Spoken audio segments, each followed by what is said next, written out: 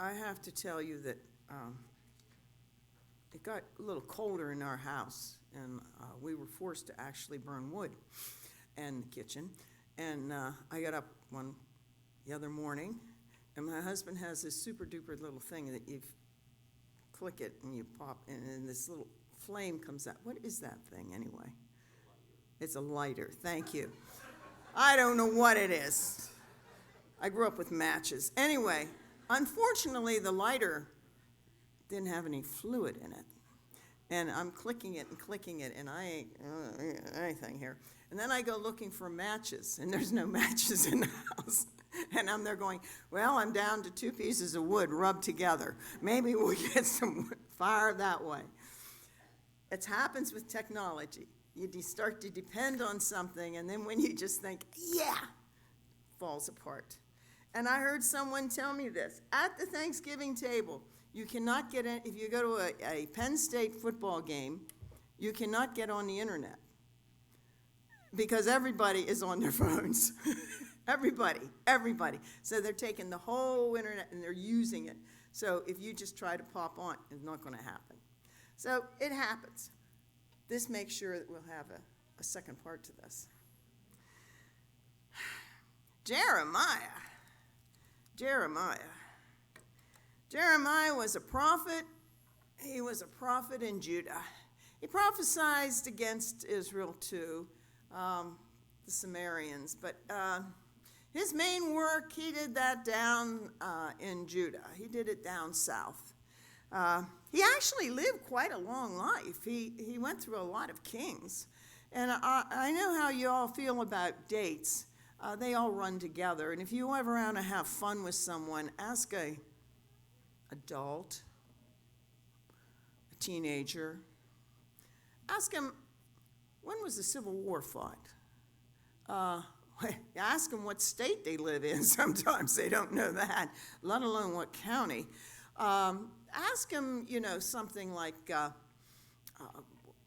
when was the Constitution approved? When was World War I? And I got to tell you something. The bottom line is we have too much history. So history keeps getting crammed in our kids, and the easiest way to do it is with dates, but nobody remembers dates. The only date I remember is 1492. Anyway, because they made me learn it as a song. Now, I guess if we all had to learn dates as a song, we'd be okay. But what I'm trying to say is, Jeremiah had a long, long preaching career. Unfortunately, it wasn't the sweetest preaching career because the word of the Lord came to him and they told him, you are to tell them what I tell you. And what I'm telling you is, you have turned your back on God. You have turned away from me, and I will turn away from you. What did that mean? Well, that meant that, let's face it, Judah is a small country, and it sits between two powerful countries. At that time, it was Babylon with Nebuchadnezzar, big, giant, big army, conquered a lot of countryside. And then further south, we got Egypt. Well, they had a big army. They conquered a lot of countryside. And they were sort of stuck in the middle, okay? Now, if you're good at that, you can play each other off. But they weren't too good at it.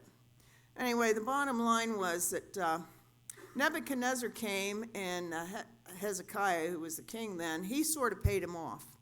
Stripped the temple of gold, silver, anything. He had to pay a lot of tribute to get him to leave. But he still had to pay him every year. It takes a lot out of your country when you have to come up with that large a sum. So what he started to do was to talk to Egypt and the Pharaoh down there, and he said, I'd appreciate if we, signed some sort of treaty. You would come up here and help me. You could fight against Nebuchadnezzar. This was going on, and finally he said, okay, I'm not paying up this year. You know what Nebuchadnezzar did? he took his army and he marched against them. In fact, he marched against Jerusalem. He encircled the city and he put it under siege. Now, when you put a city under siege, what you do is you cut off its food supply. There was no food going in. The people were in there. They were stuck. They couldn't leave the city. Nebuchadnezzar would fight. I don't know what they fought with in those days. But it was a standoff. And Jeremiah is in the street, and he's wearing a loincloth, and he's saying, you might as well just give up. You're not fighting Nebuchadnezzar, you're fighting the Lord. And he has decided you are to be punished because you've turned your back on him and followed other gods. You have broken the covenant with God. So he's turned your back and he's going to punish you. Give up. Give up. He was preaching sedition, treason against the state, because the kings there went, shut up. There was a movement to kill him. Actually, at one point, they threw him in a well, and he had to sit in the mud. And the idea was, we'll throw him down this hole, and eventually he'll die of starvation. But it won't be on our hands, because we didn't actually kill him. We just threw him in a hole. But he had friends, and the Lord provided, and they brought food to him. Eventually, they got him out of the hole, but they put him under house arrest. He didn't shut up. He was always out there yelling around about, you should just give up, give up. He got in trouble with the high priest. The high priest says, oh, we're going to win. And Jeremiah said, no, you're not. No, you're not. No, you're not. Well, in the midst of this, the people are facing destruction.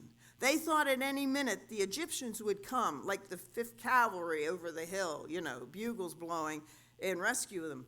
But they never did. They never did. In the midst of that darkness, that impending total destruction, and that's what he did. He tore down the walls. When Nebuchadnezzar came in, he took the walls down.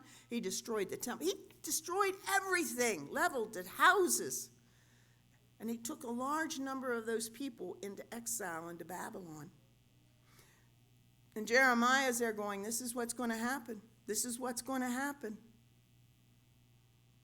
And in the midst of that dismal message, he says, the days are coming when I will fulfill the promise. In those days, I will make a righteous branch sprout from David's line, and he will do what is just and right in the land, and you shall dwell in safety and peace. What?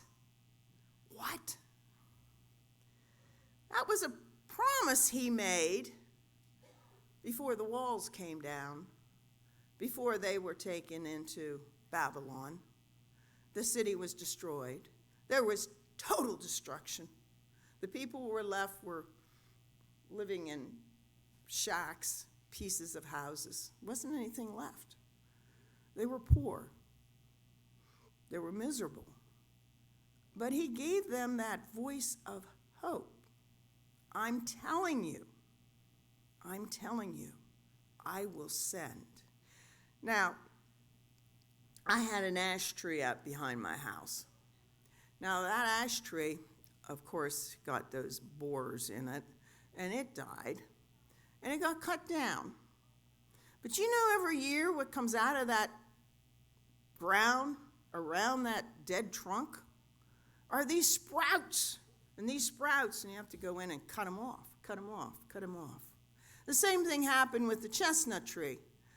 I am not old enough to know what a chestnut tree looked like when it was in the forest, but they tell me it was mighty like an oak, only it was better than an oak. I don't know. I've never really seen them because they too also got a blight and died.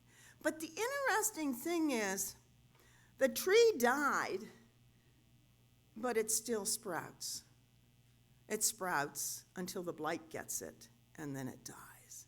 But then again, it sprouts up again. Hope. Hope. Jeremiah preached to a people who were going to be condemned to darkness and destruction, but he gave them hope. He said, someday, in God's time, you will be able to live in security and safety, and you will be living under a just ruler. They were looking at David as being, David was the king, therefore his line was the kingship. And that promise was fulfilled 2,000 years ago with the birth of Jesus, because he was of the line of David. He was like one of those little sprouts that come off a dead tree. He was of the line of David. The promise was not done in the first generation or the second generation or the third generation or the fourth generation, but the promise was kept. And Jesus was sent as a baby to be born into this dark world. But he was born into this world to be the hope of this world. What's it mean to us? Hey, you know what it's like. Let's see now. You've gotten through Thanksgiving.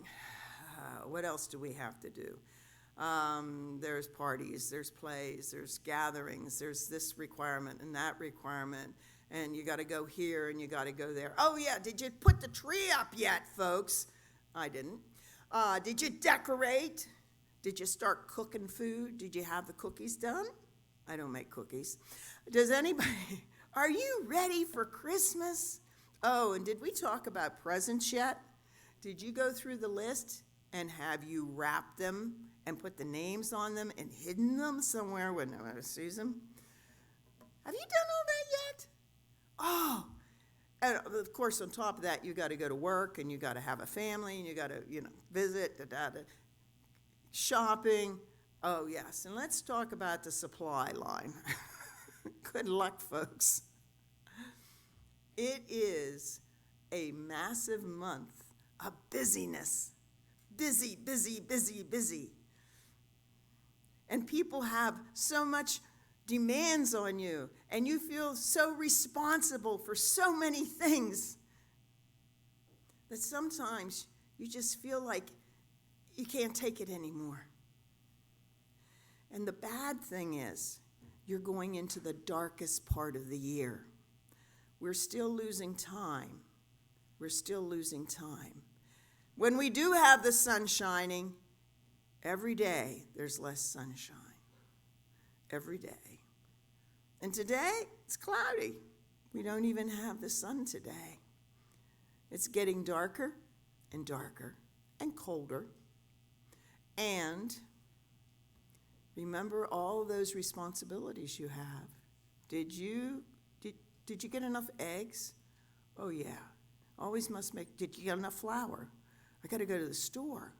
Do you think this turkey is big enough? Oh, no. Yeah, I loved that one when they told us there was going to be a shortage of turkeys. It was like, ah! Everybody ran out and bought turkeys. Do you see what's going on? This chaos in your life. That's when you remember Jeremiah. That's when you remember hope. And when it gets too crowded in your life, go outside and look at the sky. I don't care if it's cloudy. Just look how big it is. There's no clouds. Look at the stars. Look at the moon. And if you can't do that, go look at the flame of a candle and know that that flame is hope. You know, in the darkness, you can see a candle for a mile. It's just a little piece of light. It isn't very big, but that's how far you can see it. On flat land, okay? Okay, I understand about hills. I understand about mountains and ridges.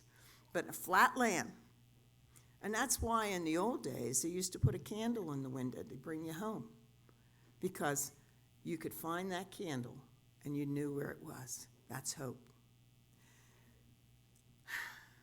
Jeremiah was speaking in a time of chaos and destruction.